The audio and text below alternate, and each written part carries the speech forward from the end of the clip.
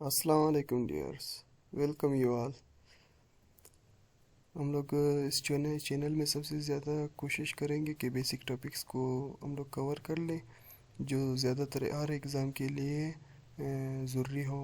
तो ये इन्हीं टॉपिक्स को हम लोग कवर करेंगे। सबसे पहले जो है हमारे साथ सेल जो है ये एक बेसिक टॉपिक है जो तकरीबन हर एग्ज़ाम के लिए, हर बंदे के लिए, मतलब ये बेसिक टॉपिक है और किसी को पता होगा, लेकिन ये मैं ज़्यादातर आर्ट्स स्टूडेंट्स के लिए और इंजीनियरिंग के स्टूडेंट्स के लिए ये टॉपिक डिस्कस कर रहा हूँ क्योंकि ये बुनियादी टॉपिक है। सबसे पहले cells, what is sales.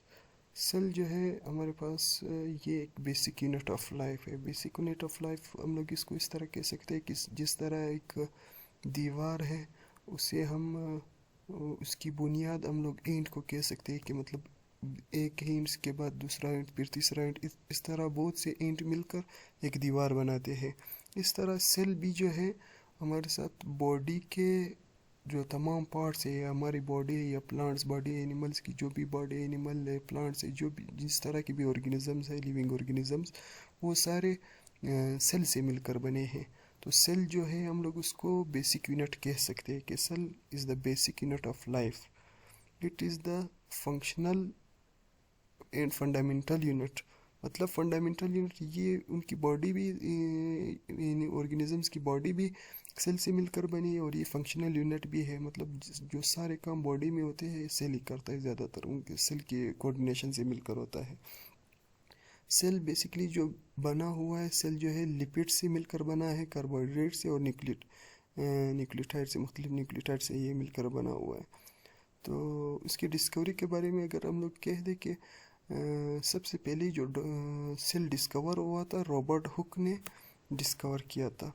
Robert Hooke जो था वो उसने 1665 में डिस्कवर किया था सेल को, और इसे एज ए बिल्डिंग ब्लॉक उसने डिस्कवर किया।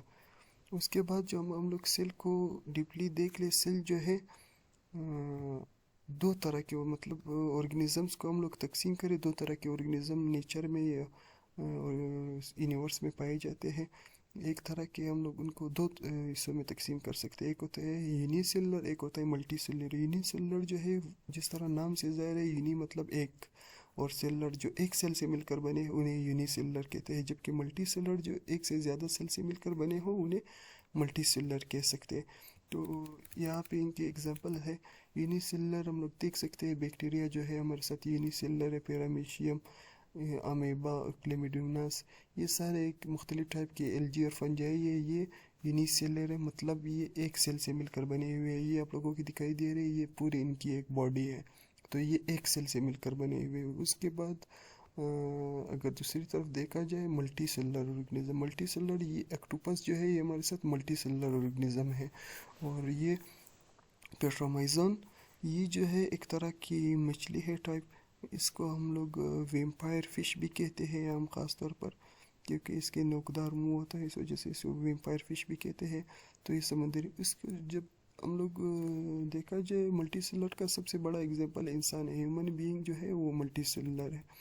दूसरा टॉपिक जो मैंने कवर किया है ज़्यादातर, ये सेल और टाइप ऑफ ऑर्गेनिज्म को हम लोगों ने कवर किया। दूसरा जो मेन टॉपिक पूछा जाता है ज़्यादातर एग्ज़ाम्स में, वो है एनिमल और प्लांट सेल के दरमियान जो डिफरेंस है, उस चीज़ को हम लोग ज़्यादातर, ये एक बेसिक चीज़ है, पता होनी चाहिए सबको।